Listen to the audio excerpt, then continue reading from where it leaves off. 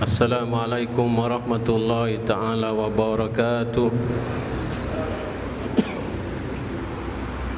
Bismillahirrahmanirrahim. Alhamdulillahillazi hadana bidinihil qawim wa bayana siratahul mustaqim bil ayati wa zikril hakim wa sunnati rasulihil karim. Ashhadu an la ilaha illallah wahdahu la syarika lah wa ashhadu anna sayyidana Muhammadan abduhu wa rasuluh khairu man ta'addaba bi adabil Qur'anil azim. Allahumma salli wa sallim wa barik ala sayyidina Muhammad wa ala alihi wa ashabihi allazina i'tasamu bihablillahil matin wa kitabihil mubin wa fazu bisawabil muqim. Alhamdulillah, kita senantiasalah memanjatkan kesyukuran kehadirat Allah Subhanahu wa taala, kerana dengan limpah kurnia nikmatnya lah maka kita sama-sama dapat sembahyang berjemaah di masjid yang mulia ini. Dan ingatlah bahawasanya nikmat Allah sebagai modal insan, iaitu modal di mana kita di dalamnya supaya kita beramal, iaitu usia kita. Tetapi sayangnya Allah Subhanahu wa taala tidak memberitahu berapa lama yang kita harus hidup di muka bumi ini. Maka itulah hikmah usia yang diberikan oleh Allah Subhanahu wa taala ini seharusnya kita renungkan. Usia inilah di mana di dalamnya kita beribadah supaya kita tidak mensia-siakan usia kita. Rata-rata umat Muhammad sallallahu alaihi wasallam usianya sangat singkat. Di dalam usia yang sangat singkat itu, berapa banyaklah ibadah yang dapat kita kerjakan, di mana ibadah itu menjadi bekal untuk kita menghadap Rabbul Izzah. Sangat sedikit. Itu pun kalau memang benar-benar daripada kecilnya sudah dididik oleh keluarga. Kita tidak mempermainkan umur kita, usia kita. Kita tidak buang masa, tidak melakukan kerja-kerja sia-sia dan lota-lota. Tetapi kalau seandainya kita bukan daripada keluarga yang dapat mendidik kita, banyak sudah kerugian yang kita hadapi. Sebab itu Allah Maha Kuasa, Allah Maha Pemurah. Ada sebahagian daripada amal-amal yang diberikan kepada junjungan Nabi besar kita Muhammad SAW, begitu juga dengan umatnya. Ada amal-amal yang kita buat sedikit, tapi Allah Ta'ala menggandakan amalnya, iaitu pahala amal yang kita kerjakan itu, Masya Allah. Sampai kalau digandakan usia kita 2 kali pun kita tidak akan mampu untuk melakukannya. Salah satu daripadanya adalah di dalam masjid ini. Lihat di atas itu sebagai hiasan. Di mana-mana masjid kalau kita masuk, yang dihiaskan adalah ayat-ayat Al-Quran, tapi dalam masjid ini yang dihiaskan adalah zikir. Papan yang digantung di atas itu apa bunyinya? La ilaha illallah Muhammadur Rasulullah fi kulli lamhatin wa nafasin adada ma wasi'ahu ilmullah. Ini zikir. Tapi zikir ini sangat besar pahalanya, sangat besar ganjaran yang diberikan oleh Allah Ta'ala, sampai ada sebagian ulama mengatakan satu kali berzikir dengan zikir ini menyamai dengan 72,000 kali zikir biasa. Kerana apa? Kerana fi kulli lamhatin, pada tiap-tiap kerdipan mata manusia. Berapa kali manusia itu satu hari satu malam dia mengkerdipkan matanya, iaitu sebanyak 48,000 kali. Wa nafasin, manusia bernafas satu hari satu malam 24,000 kali. 48 dicampurkan dengan 24 jadi 72,000 kali satu kali membaca ini. Sebab itu sebagian ulama menganjurkan supaya kita membacakannya setiap lepas solat 4 kali, zikir yang tersurat dan digantungkan di dalam masjid ini. Tiap-tiap hari tuan-tuan lihat, tiap-tiap hari juga saya lihat. Maka kita mengambillah faedah manfaatnya zikir ini. Mudah-mudahan amal kita diganda-gandakan oleh Allah Ta'ala dengan keberkatan zikir ini.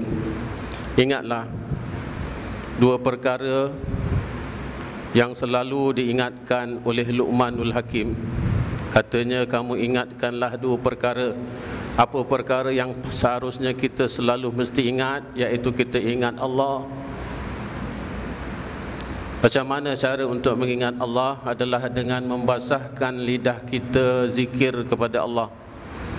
Ini namanya zikir lisan.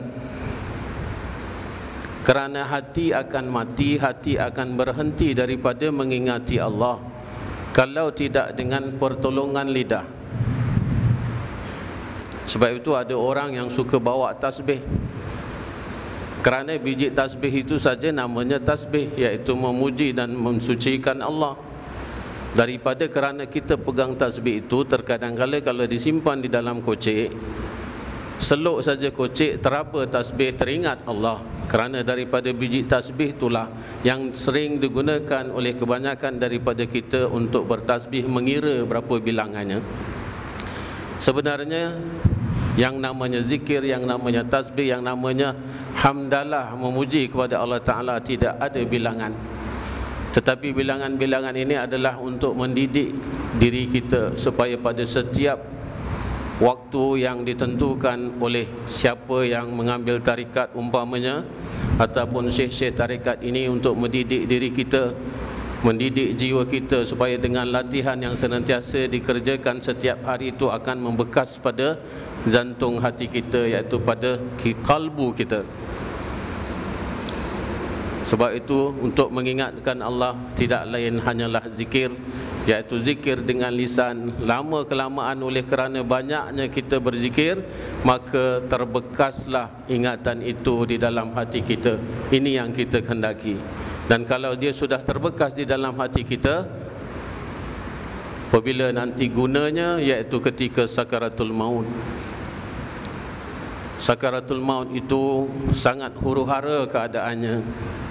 Keimanan kita nak diambil oleh musuh utama umat manusia, musuh utama Adam alaihissalam, iaitu Iblis. Iblis laknatullah. Di mana ada orang yang dapat ditolong ketika itu?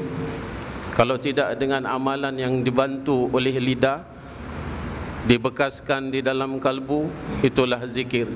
Kerana zikir ini nanti yang akan dapat melindungi kita daripada iman yang bakal dirampas oleh iblis. Berusahalah dari sekarang, kerana orang tidak akan terselamat daripada mati. Semuanya akan merasa kematian. Kullu nafsin za'iqatul maut. Tidak ada yang terbebas. Apa persediaan kita, itulah dia. Amal yang untuk menyelamatkan kita daripada gangguan iblis, di mana gangguan iblis itu akan menterjerumuskan kita di dalam api neraka. Na'udzubillahi min zalik. Perkara kedua yang disuruh ingat daripada pesan Luqmanul Hakim adalah mati. Lalu apa perbekalan untuk mati? Sekali lagi kembali kepada amal. Amal baik kita, di mana amal itu yang nanti menjadi benteng daripada api neraka. Kita akan ditanya semua perbuatan kita, supaya kita hati-hati di dalam menjalani ibadah kita. Apa segala perbuatan kita, baik yang kecil atau yang besar, tidak terlepas akan ditanya oleh Allah. Kalau sekarang kita melakukan kezaliman, besok nanti apabila kita berdiri di hadapan Allah, Allah Ta'ala tanya, kenapa kamu melakukan kezaliman? Apa yang nak dijawab? Kalau kita tidak melakukan sekarang ini apa yang diperintahkan oleh Allah Ta'ala, ya kita boleh kata semua orang mampu untuk menolak syariat Allah. Saya kata demikian kerana banyaknya orang yang telah mengingkari syariat Allah. Berapa banyak disuruh oleh Allah, disuruh sembahyang, disuruh pergi haji, disuruh keluar zakat, dilarang daripada minum arak, dilarang berzina. Berapa banyak yang berzina, berapa banyak yang minum arak, berapa banyak yang mengingkari tidak keluar zakat, berapa banyak yang tidak sujud, tidak merendahkan dahinya itu kepada tempat sujud, tempat di mana tempat pijak kaki. Berapa ramai orang boleh mengatakan syariat kita boleh tolak, syariat kita boleh tidak ikut. Tapi apabila datang iradah Allah Ta'ala, tidak akan satu makhluk pun yang mampu untuk menolaknya. Di mana iradah itu akan berlaku? Ketika nanti kita dihisab oleh Allah Ta'ala. Maka bersiaplah dari sekarang. Dan dua perkara yang dikatakan oleh Luqmanul Hakim senantiasalah kamu lupakan. Apa dua perkara yang kata Luqmanul Hakim suruh kita lupakan? Adalah perbuatan zalim orang kepada kita. Yang namanya manusia itu tidak semuanya sama, tidak semuanya baik.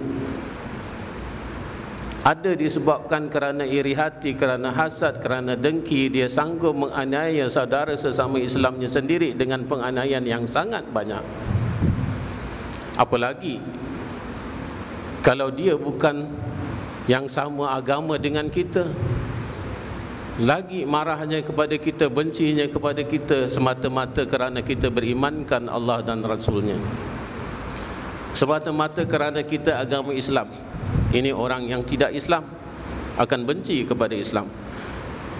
Yang di dalam Islam tidak sedikit juga yang membenci saudara Islamnya. Dan di dalam kehidupan tidak semuanya indah. Ibarat kata orang, panas tidak sampai ke petang, akhirnya hujan di tengah hari.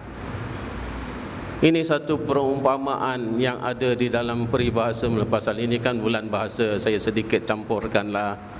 Kalau tidak nanti tak ikut seruan.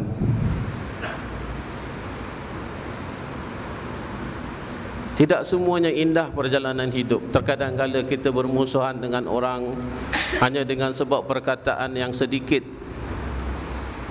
orang jadi marah. Sebab itu apabila kita menyakiti hati orang baik, orang menyakiti hati kita, hati kita sakit. Jangan sampai disebabkan hati yang sakit tadi kita berdendam, kita simpan, kita ingat perbuatan orang. Orang ini pernah melakukan sesuatu pada diri aku akan balas dia. Kalau perasaan ini disimpan dan diganda-gandakan setiap hari memandang kepada orang yang menganiaya dirinya, maka dia akan bertukar menjadi dendam. Daripada dendam dia akan bertukar menjadi hasad. Daripada hasad dia akan berusaha untuk membalas kezaliman orang terhadap diri dia. Sebab itu pesanan Luqmanul Hakim kata, lupakan perbuatan jahat orang kepada kita supaya menghilangkan rasa dendam daripada hati kita. Apa obatnya? Iaitu memberikan kemaafan. Kerana orang yang memberikan kemaafan kepada saudara Islam, saudara sama yang itu dia percaya kepada Allah dan Rasulnya, yang sama sembahyang 5 waktu, yang menghadap kiblat sembahyangnya, sangat besar ganjarannya. Sampai Rasulullah menjanjikan siapa yang tidak memaafkan saudaranya atas kesalahan yang dilakukannya, maka Rasulullah melarang untuk kita dapat minum daripada air telaga Al-Kausar. Rugilah kita, kerana air itu adalah air yang sangat utama. Perkara yang kedua yang disuruh lupakan iaitu perbuatan baik kita kepada orang. Jangan diungkit-ungkit. Buat baik 1 kali, cakapnya 100 kali. Sampai-sampai nanti orang yang dibuat baik itu tiap kali jumpa aku cakap, tiap kali jumpa aku cakap. Nak apa ini orang? Nak minta dibalas semula kah? Sebab itu apabila kita sudah melakukan kebaikan dengan orang, sudah lupakan yang akan balas perbuatan kita adalah Allah. Apa kita masih mengharapkan bantuan ataupun kita masih mengharapkan balasan daripada orang yang kita tolong berbanding balasan daripada Allah? Balasan daripada Allah lebih besar dibanding dengan balasan yang akan diberikan oleh orang kepada kita. Maka sebab itu apabila segala kebaikan yang kita kerjakan kepada orang, menolong orang, membantu orang, apa sebagainya, baik daripada segi fizikal, pertolongan zahir ataupun pertolongan batin dengan nasihat, dengan keuangan umpamanya, sudah jangan disebut-sebut lagi. Kerana apabila kita menyebut pertolongan kita kepada orang akan melukakan hati orang. Orang akan terasa bahawasanya orang ini membangkit-bangkit, mengungkit-ungkit budi yang telah diberikannya kepada aku. kita ambil satu buah cerita supaya ingat nasihat Luqmanul Hakim ini. Ada dua orang bersahabat mengembara. Satu ketika telah jadi satu perselisihan di antara dua sahabat ini. Hilang pertimbangan akal, sahabat yang pertama menampar muka sahabat yang kedua. Sakit, terasa sekali hatinya disakiti. Begitu juga pipi yang ditampar sangat sakit. Lalu dia telah menulis di atas pasir, pada hari ini, masa ini, aku telah ditampar oleh sahabat baik aku. Sahabat yang menampar tadi lihat apa yang ditulis. Diteruskan perjalanan itu sampai kepada satu ketika sahabat ini hampir tenggelam kerana mandi di sungai. Sahabat yang pertama tadi menolong dia. Kemudian tu atas pertolongan itu dia tulis, pada hari ini, masa ini aku telah diselamatkan oleh sahabat aku yang tadinya telah menampar aku. Dia tulis atas batu. Jadi sahabat ini bertanya, kenapa kamu ketika aku tampar kamu, engkau tuliskan hanya di atas pasir? Tapi ketika aku membantu kamu, engkau tuliskan itu di atas batu. Dia kata kerana kesakitan yang aku dapat akan menambahkan kebencian aku kepada kamu. Jadi ibaratnya kalau aku tulis peristiwa itu di atas pasir, ditiup angin pasir itu bertabur, hilanglah tulisannya. Itulah yang aku harapkan dia hilang daripada hatiku. Tetapi yang kedua peristiwa itu, iaitu engkau menyelamatkan aku, dan aku ingin menyimpan jasa baik kamu di dalam hati aku. Umpamanya tulisan yang telah dipahat di atas batu tidak mudah hilangnya, supaya aku senantiasa berterima kasih kepada Allah melalui pertolongan engkau, itulah sebab daripada aku selamat. Ini orang berbudi namanya. Apabila orang melakukan sesuatu kepada dirinya, dia lupakan. Tapi orang buat baik kepada diri dia, dia ingat sampai mati.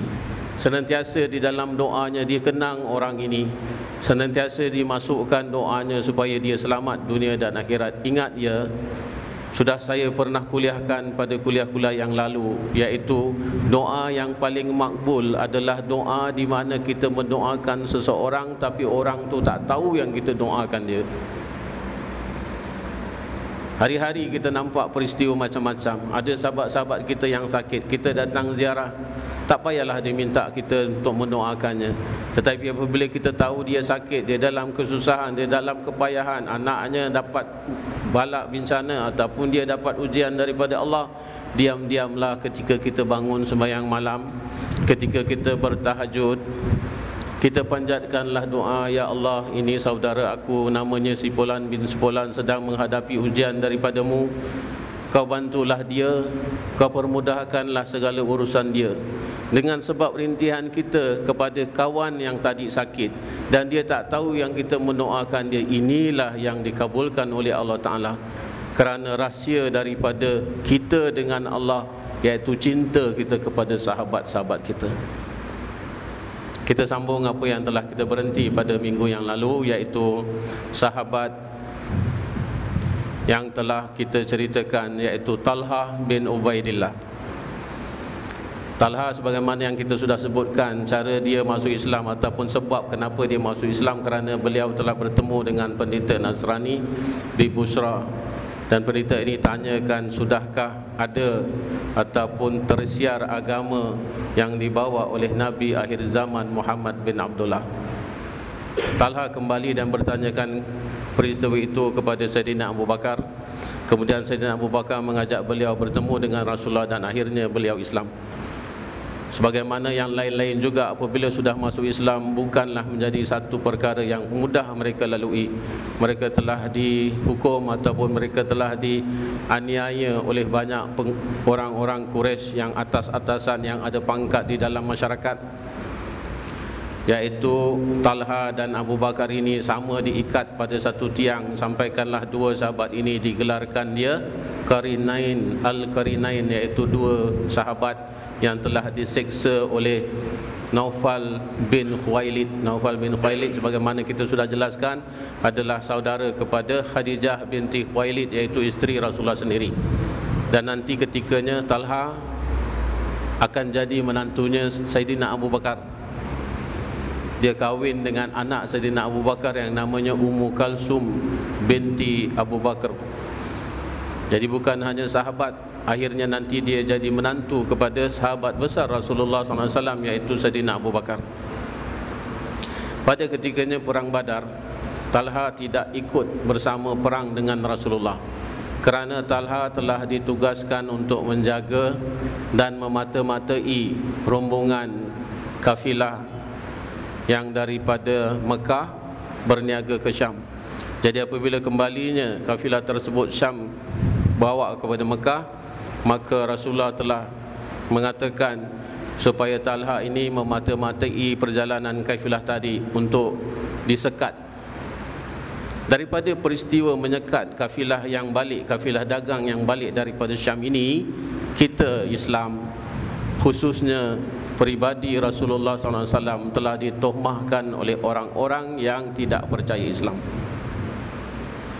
Mereka kata pemimpin Islam yang namanya Muhammad, yang kita tahu sebagai Nabi kita Muhammad sallallahu alaihi wasallam, telah dituduh sebagai perampok kerana dia telah memerintahkan orang-orangnya mencegah kafilah Abu Sufyan yang nak balik kepada tempat asalnya, negerinya Mekah. Sekarang bagaimana untuk kita memperbetulkan sejarah yang difaham oleh orang-orang yang tidak bertanggungjawab menyiarkan berita-berita ini? Kita tahu ketikanya orang Islam berhijrah daripada Mekah ke Madinah, adakah harta dia bawa?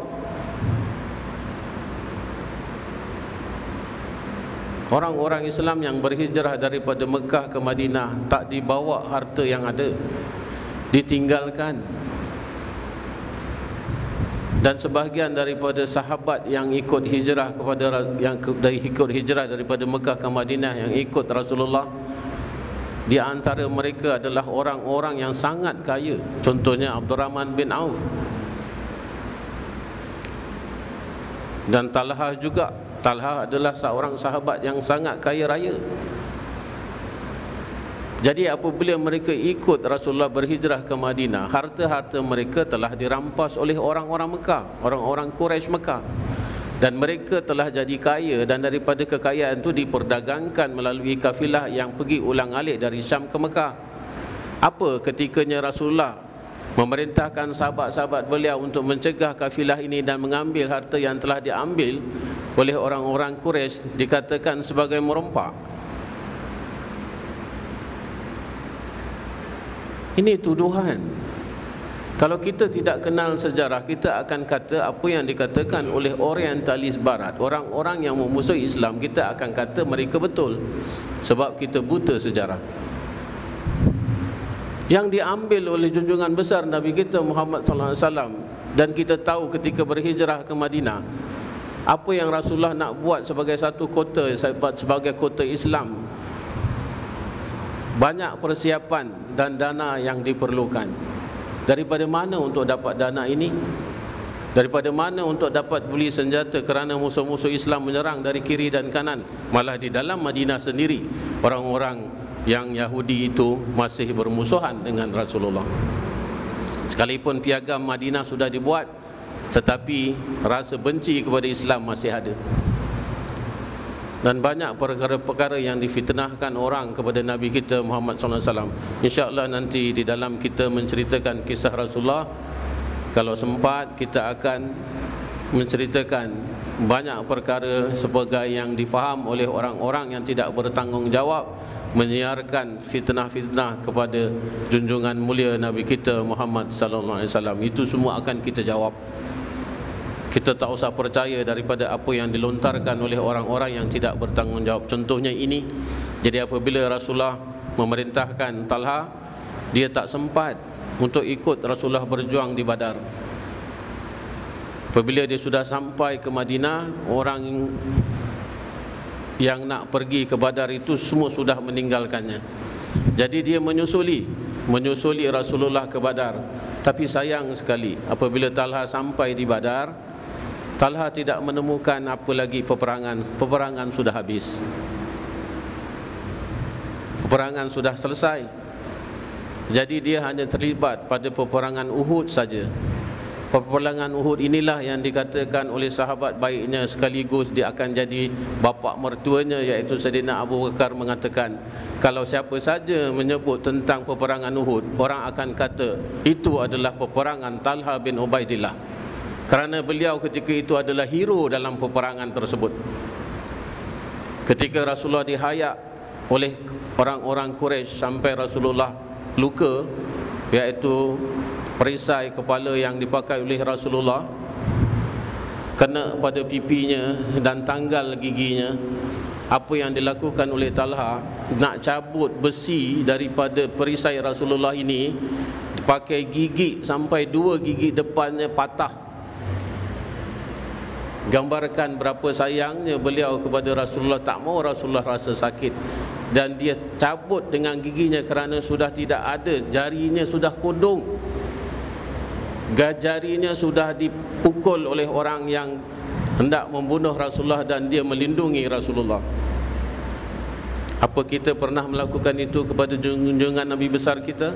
Apa kita katakan kalau kita klaim diri kita sayang kepada Rasulullah, adakah itu yang pernah kita lakukan? Jauh sekali. Jauh.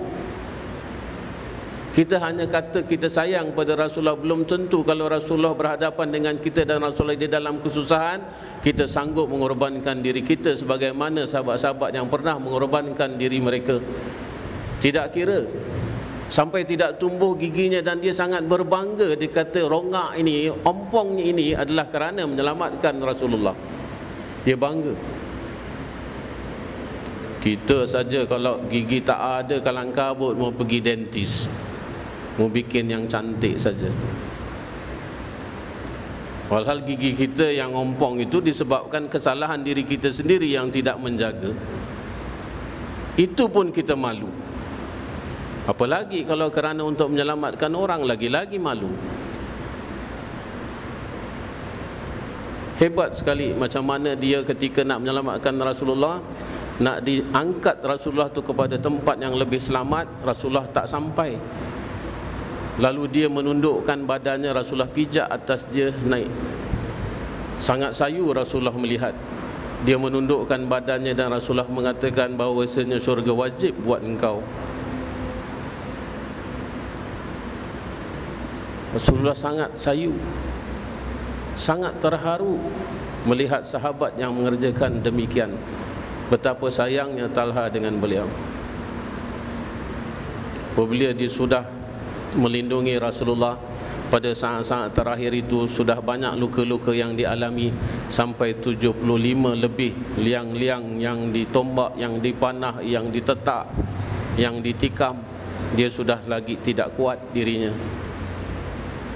sudah dikatakan orang mati. Datang Sayyidina Abu Bakar kepada tempat kejadian. Rasulullah kata, jangan disibukkan tentang diri aku, kamu selamatkanlah Talha. Talha sudah tidak punya nyawa lagi, seolah-olahnya sudah mati, pingsan, tidak sedarkan diri. Kemudian tu dirawat dan tidak sangka bahawasanya Talha ni sembuh. Apabila sudah sembuh, Rasulullah mengatakan, kalau siapa yang nak melihat orang yang sudah syahid tetapi masih berjalan di muka bumi ini, kamu lihatlah Talha. Kerana Talha adalah yang digelar oleh Rasulullah sendiri Asy-Syahidul Hayy, iaitu orang yang hidup mati syahid.